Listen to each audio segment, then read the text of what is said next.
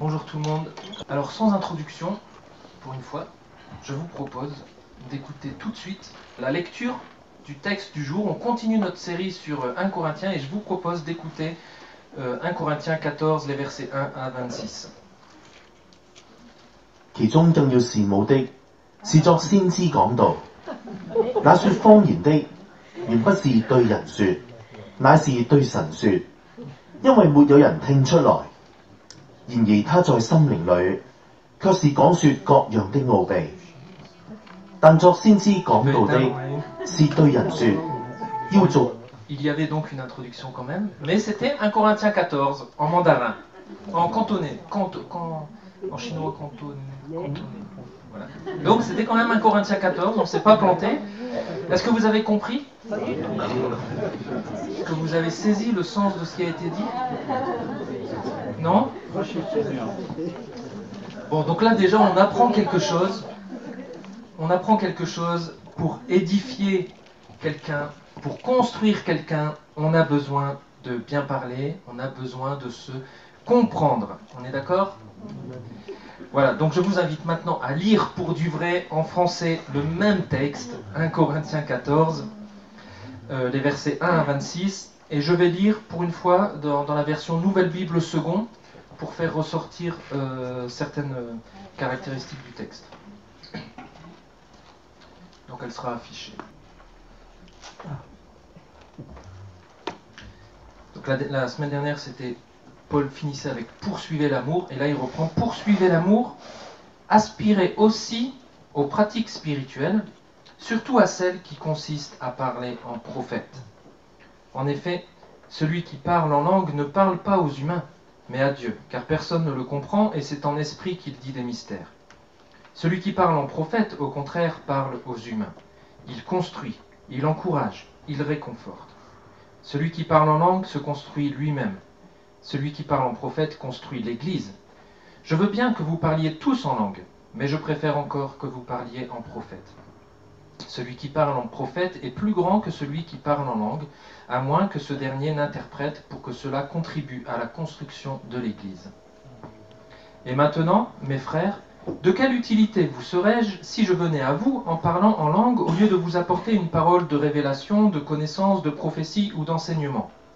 Si des objets inanimés qui produisent un son, comme la flûte ou la lyre, ne produisent pas des sons distincts, comment reconnaîtra-t-on ce que joue la flûte ou la lyre? Et si la trompette produit un son incertain, qui se préparera au combat? De même, vous aussi, si par la langue vous ne produisez pas une parole significative, comment saura-t-on ce qui est dit? Vous parlerez en l'air. Si nombreux que soient les divers langages du monde, aucun n'est dépourvu de sens. Si donc je ne connais pas le sens d'un langage, je serai un barbare pour celui qui le parle, et celui qui le parle sera un barbare pour moi.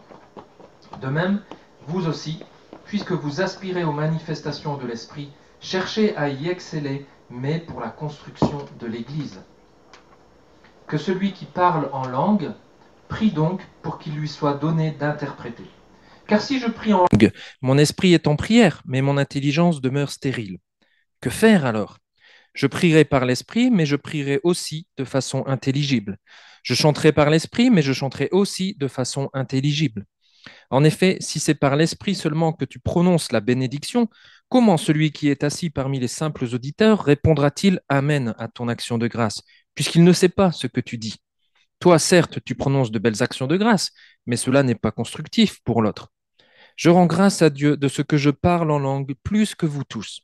Mais dans l'Église, je préfère dire 5 paroles avec mon intelligence pour instruire les autres plutôt que 10 000 paroles en langue. Mes frères, ne soyez pas des enfants pour ce qui est du jugement.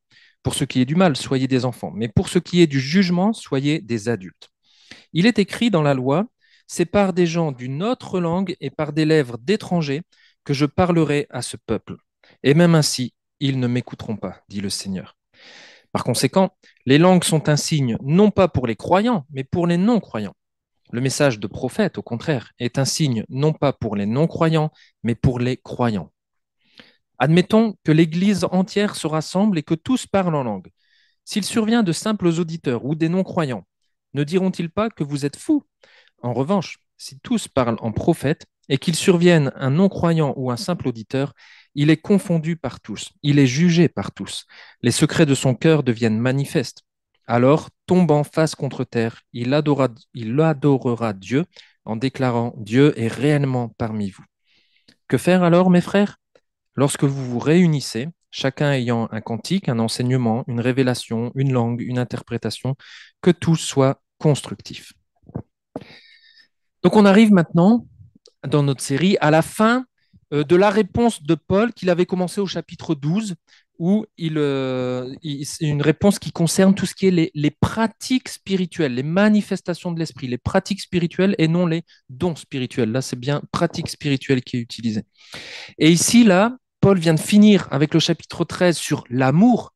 Et là, maintenant, en 1 Corinthiens 14, il va confronter les Corinthiens à leur péché contre l'amour dans une de leurs pratiques spirituelles précises dont ils faisaient un mauvais usage, le parler en langue. Donc là, il commence avec l'amour comme moteur, poursuivez l'amour, et là, il va les encourager, et nous, à travers eux, à parler, oui, mais à parler en prophète. Et ceci dans un but précis qui découpe notre texte en 4 parties. Est-ce que vous avez vu quel est le but à chaque fois de ces 4 parties? Il y a une expression qui revient tout le temps. Vas-y, j'ai entendu. Édifier, construire l'Église. On le voit à la fin du verset 5, pour que cela contribue à la construction de l'Église. À la fin du verset 12, pour la construction de l'Église.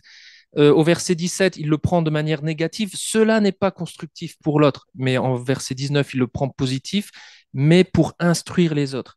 Et à la fin du verset 26, que tout soit constructif. Donc, je résume l'enseignement de tout ce passage avec cette phrase, parlons pour construire l'Église. Parlons pour construire l'Église. Et avant d'aller plus loin, je vais faire un point technique, parce que quel était le parler en langue que parlaient les Corinthiens, que pratiquaient les Corinthiens? Parce qu'il y a un débat dans le milieu chrétien aussi. Est-ce que c'était le fait de parler de langues totalement inconnues, inexistantes sur Terre? Ou est-ce que c'était le fait de parler des langues étrangères présentes sur Terre, mais qu'on n'aurait pas appris? En fait, on ne le sait pas exactement. Certains penchent pour l'un, d'autres penchent pour l'autre. Mais on peut aussi se poser la question, le parler en langue que pratiquaient les Corinthiens était-il le même que celui dont Paul parlait lui? Et là, il me semble utile de relever, et je vais vous le montrer, de relever l'alternance qu'il y a dans le texte entre parler en langue au singulier et parler en langue au pluriel. Et il semble que tout ce qui est en singulier, Paul le voit de manière négative, mais tout ce qui est au pluriel est positif. Et donc, ça nous montrerait que le parler en langue que pratiquaient les Corinthiens était une déformation du réel don de parler en langue. Et c'est pour ça que Paul peut, à la fin, encourager, et il dira, n'empêchez pas qu'on parle en langue, tout à la fin du chapitre 14, au pluriel, le vrai parler en langue, mais pas celui qu'ils avaient détourné d'une manière qu'on va voir égoïste. Donc voilà, donc je ne vous cache pas que j'ai une préférence pour cette lecture du texte. Je ne vous cache pas non plus qu'il y a d'autres lectures de ce texte et que voilà, c'est difficile en fait, c'est assez difficile à trancher quel était le parler en langue que pratiquaient les Corinthiens. Il faut juste se rappeler du coup ce qu'on a lu dans 1 Corinthiens 13. Nous connaissons partiellement et nous prophétisons partiellement. Donc nous, on va poursuivre l'amour. On ne va pas laisser quelques points obscurs de ce texte voiler l'enseignement clair quand même qu'on trouve dans ce texte, que je répète, l'enseignement clair, c'est celui-ci. On parle dans l'Église pour construire l'Église. Et les 4 parties de ce texte vont nous indiquer à chaque fois une manière précise, une manière particulière de parler pour construire l'Église. La première, pour construire l'Église, parlons en pensant aux autres. Si vous avez votre Bible sous les yeux, dans les versets 2 à 5, vous verrez qu'on met en parallèle le parler en langue et le parler en prophète. Et on peut facilement faire un tableau, alors je vous le fais, à 2 colonnes, pour comparer les deux. Dans le parler en langue, c'est ne pas parler aux humains, mais à Dieu. C'est ne pas être compris, c'est n'être compris de personne. C'est dire des mystères, c'est se construire soi-même. À l'inverse, parler en prophète, c'est parler aux humains, Construire dans le sens aider à grandir dans la foi, édifier, c'est encourager, c'est réconforter, c'est construire l'Église. Et c'est pour ça que pour toutes ces raisons, au verset 5, Paul conclut en disant que dans l'Église, parler en prophète, c'est plus grand, c'est supérieur, c'est préférable à parler en langue, à moins que la langue ne soit traduite ou interprétée. Pourquoi est-ce que c'est préférable? Parce que dans l'Église, les pratiques spirituelles, les manifestations spirituelles sont là pour profiter aux autres, aux croyants ou pas. Et Paul le disait déjà dans le début de sa réponse au chapitre 12, verset 7, il disait « Or, à chacun la manifestation de l'Esprit est donnée pour l'utilité commune, pour le bien commun du corps. » Lorsqu'on parle dans l'Église, comme on l'a fait ce matin, plusieurs personnes l'ont fait, que ce soit par la prière, ou par le chant, ou par une lecture biblique, ou par la prédication, on parle en pensant aux autres, à ceux qui sont à côté de moi, en pensant à leur construction, à leur croissance dans la foi. On parle pour les encourager, on parle pour les réconforter. Dans l'Église, il n'y a pas de don égoïste, ce que semblaient vivre les Corinthiens avec le premier parler en langue. Il n'y a pas de dons égoïstes, mais il y a des dons altruistes, des dons qui sont, je les ai appelés comme ça, des dons qui sont que pour servir les autres. Il n'y a pas de dons spirituels pour l'intérêt personnel de celui qui les reçoit, puisque en 1 Corinthiens 13, Paul avait dit, l'amour ne cherche pas son propre intérêt, mais il y a des dons donc pour la construction des autres. Les dons que Dieu donne se mettent en pratique dans un service envers les autres. Et c'est pour ça que Paul ici dénonce le parler en langue que pratiquaient les Corinthiens, verset 4. Quand vous parlez ainsi, vous vous construisez vous-même, en fait. Vous avez une pratique spirituelle égoïste. C'est pas utile aux autres et ça sert à rien. Alors que la pratique spirituelle de la prophétie, qui est le fait de parler aux humains, du coup, de s'adresser aux humains, eh ben ça prend en considération les besoins des autres. Alors je me suis interrogé et je nous interroge aussi. Est-ce qu'on a, lorsqu'on est réunis ensemble, des pratiques spirituelles égoïstes? Je vous laisse réfléchir, vous n'êtes pas obligé de me répondre là pour le coup parce que c'est c'est vous-même,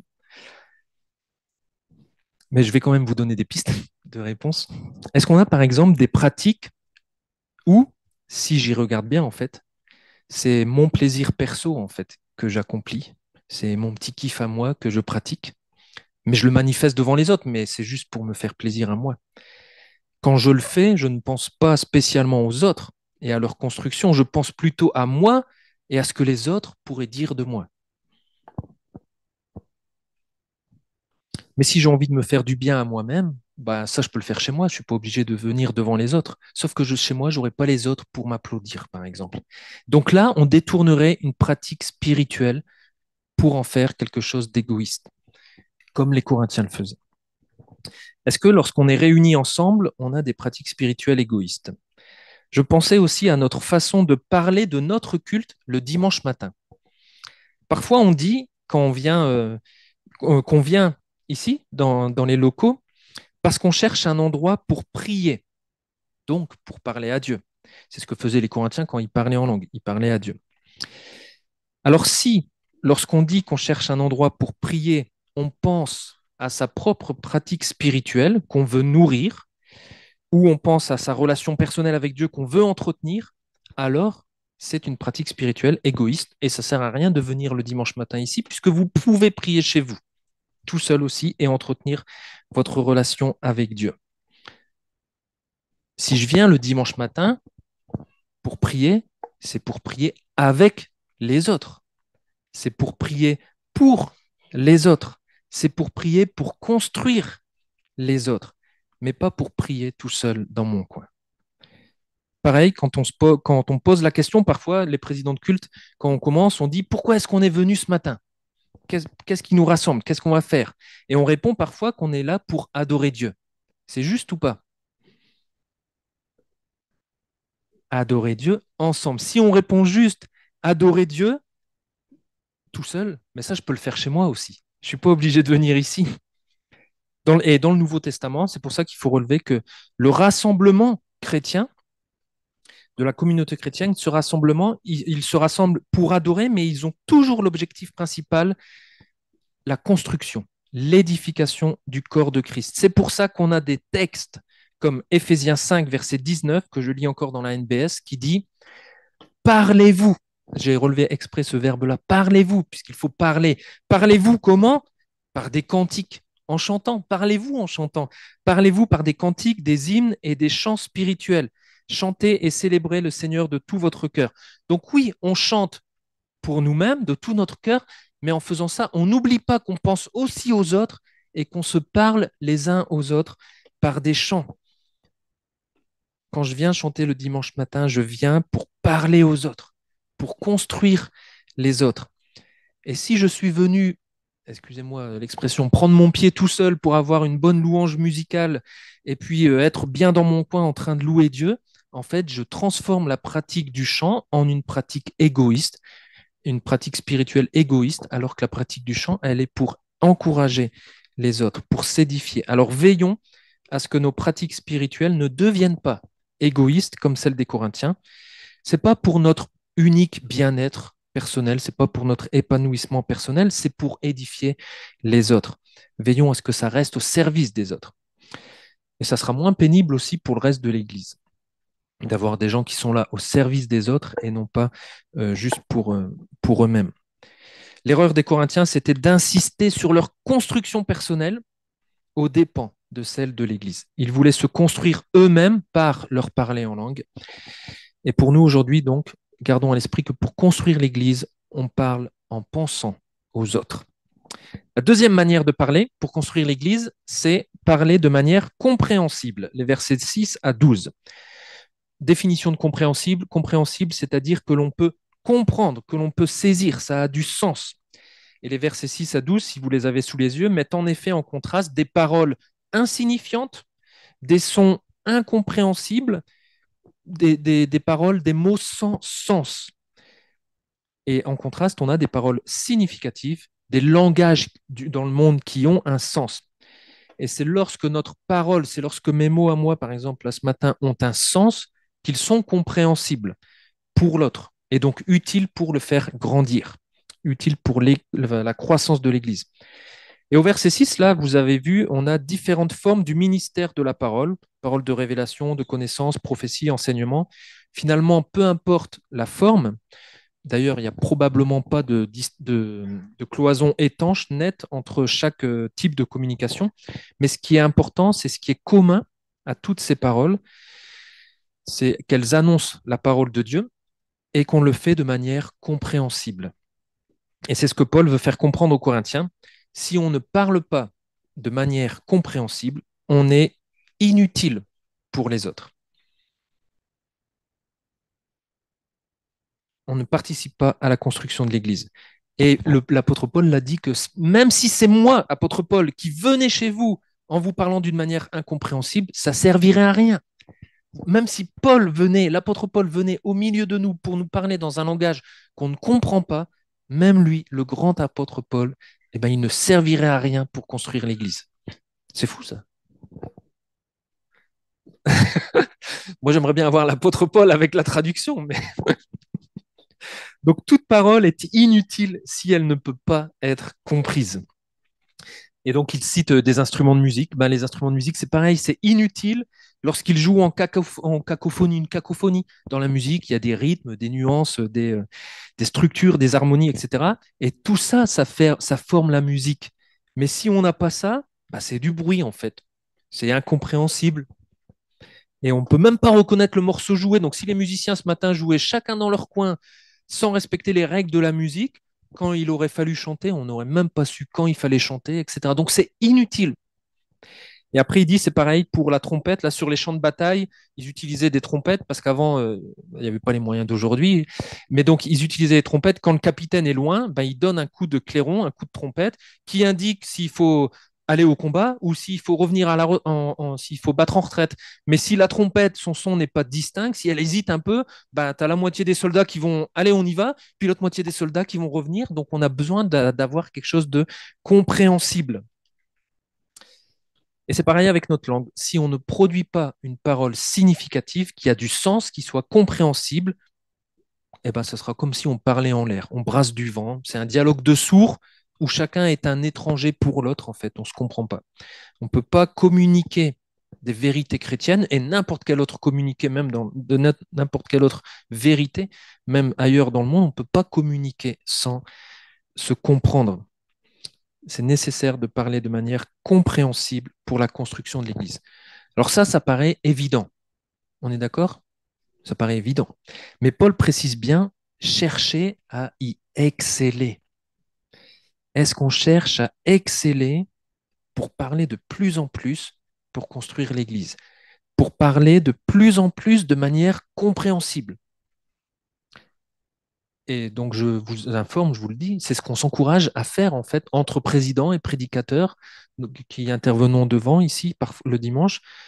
Une fois par an, on se réunit et on se rappelle ça, en fait, qu'il faut parler de manière compréhensible pour la construction de l'Église. Et on doit se le rappeler souvent, parce qu'il y a des mots parfois qui varient, etc. Puis parce que dans le milieu chrétien, on a une fâcheuse manie, on a développé notre propre langage qu'on appelle le patois de Canaan. C'est un langage particulier qui est pétri de vocabulaire biblique. Il parle à ceux qui le comprennent, mais ça ne dit rien à ceux qui ne le connaissent pas. C'est un langage d'entre-soi, d'initié, incompréhensible pour ceux qui ne sont pas tombés dans la marmite quand ils étaient petits. Donc, par exemple, ce matin, on a chanté à la croix, donc je vous donne un exemple qui commence avec ça, voilà. On pourrait dire des phrases comme ça. À la croix, par son sacrifice substitutif, l'agneau de Dieu accomplit l'expiation et la propitiation dont peuvent désormais bénéficier les pécheurs repentants. Tout ça, c'est juste. Et ça va édifier ceux qui comprennent ce langage. Mais quand on parle avec ce patois de Canaan, on oublie aussi parfois que du coup, on n'a pas tous le même niveau de croissance dans notre croissance spirituelle. Il y a des bébés en Christ, il y a des jeunes, il y a des adultes, etc.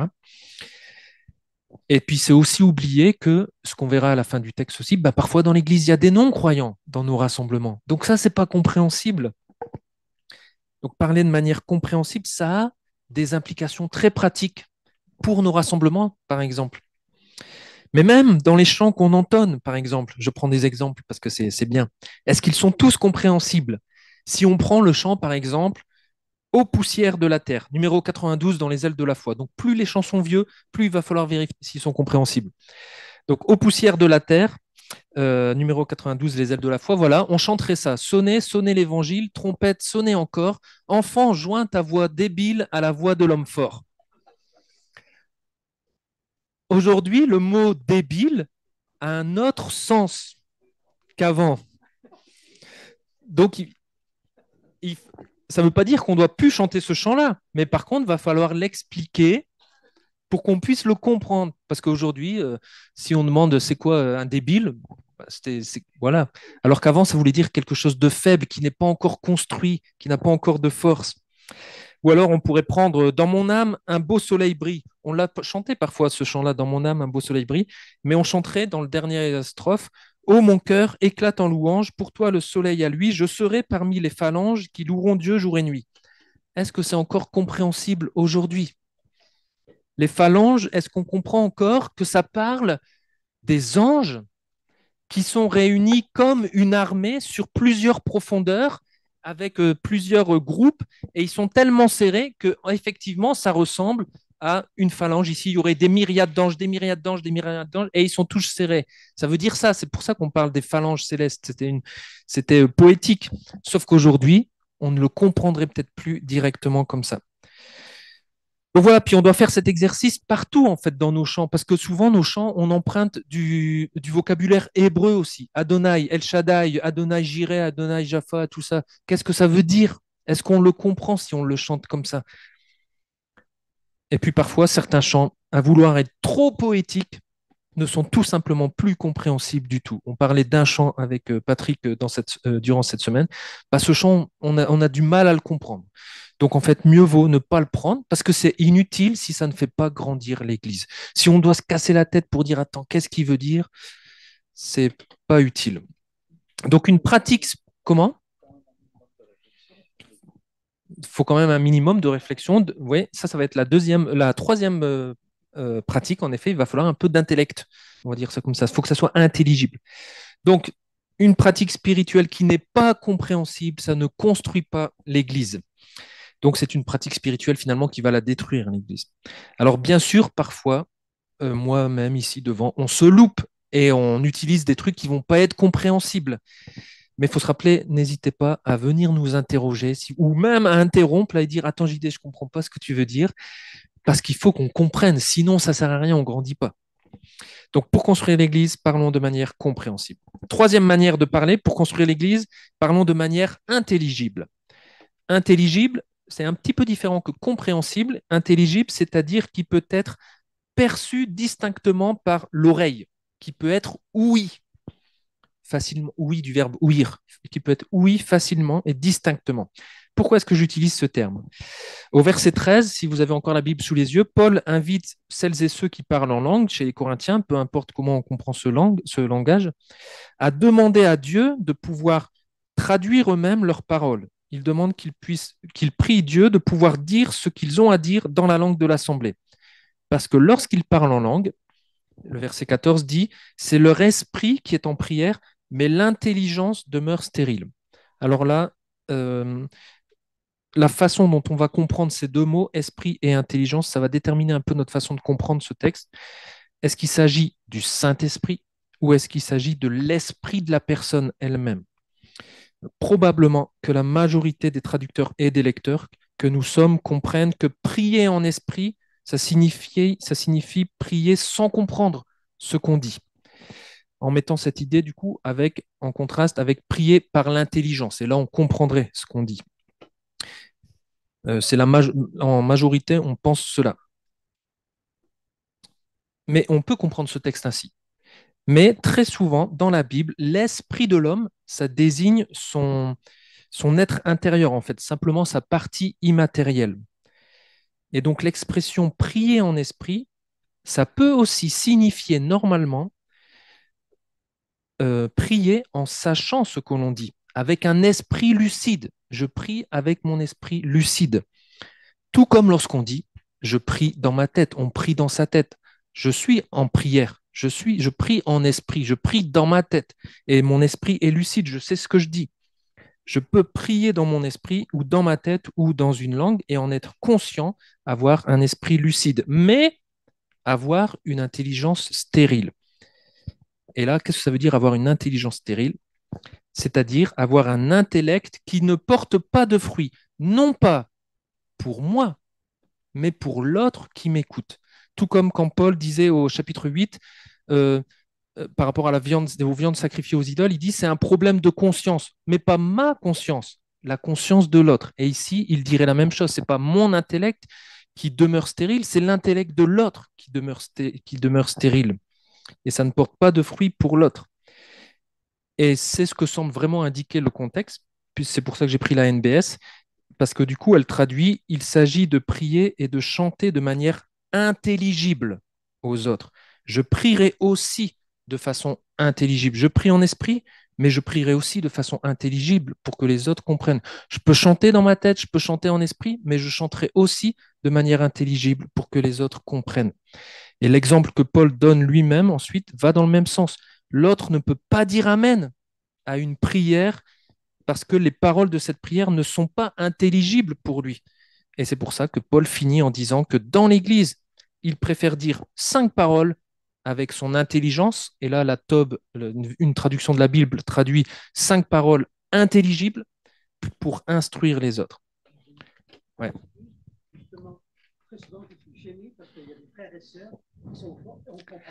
Eh bien, justement, j'allais donner cet exemple. Ça fait partie de prier de manière intelligible. Ouais. Ouais, ouais.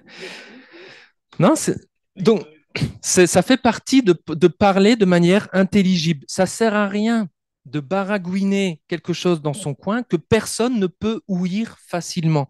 Ça construit pas l'autre. Non, t'inquiète pas, je l'ai noté.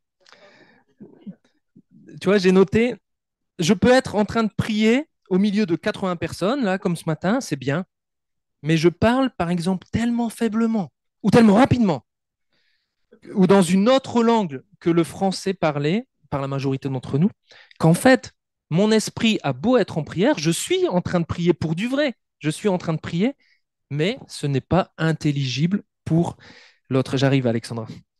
C'est pas intelligible pour l'autre, donc ça ne lui est pas profitable, ça ne le construit pas.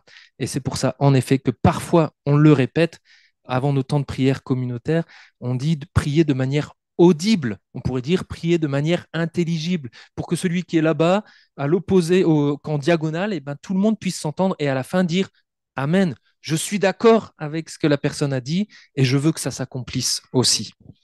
Vas-y, une question. C'est pas. Ah, vas-y. Plus fort, plus fort.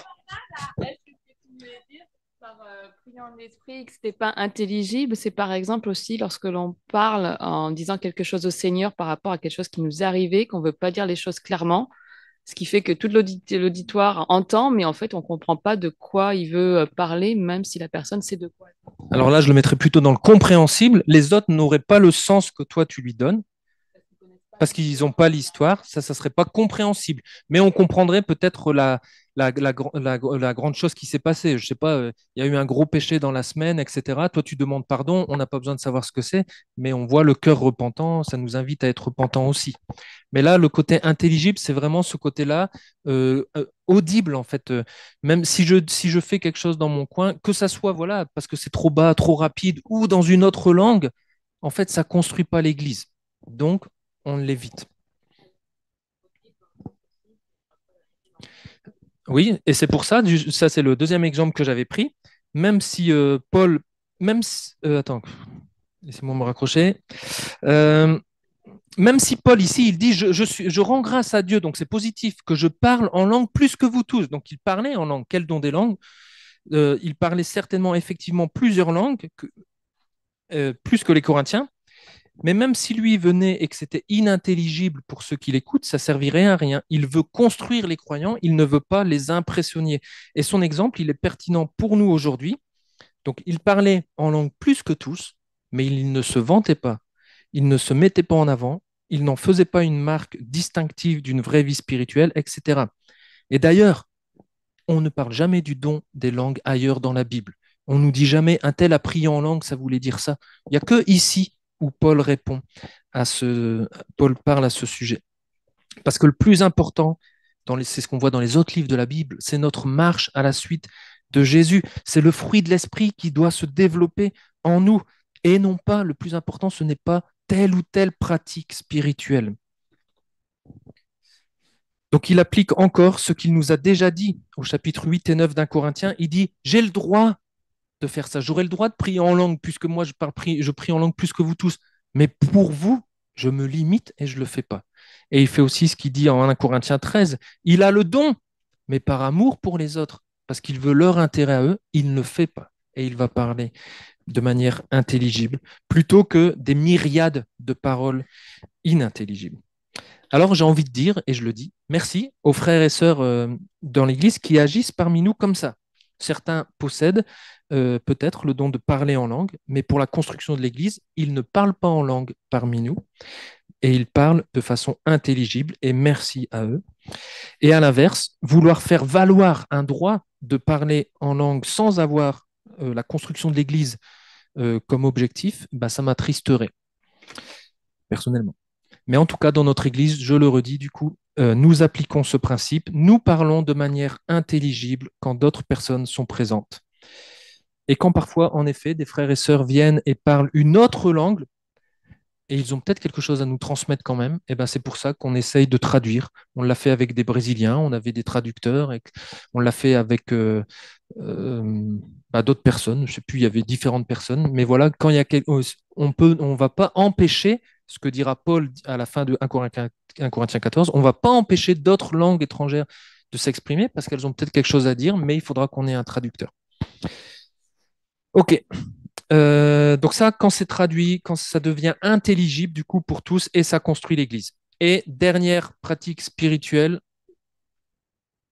parlons aussi en pensant aux non-croyants, les versets 20 à 26.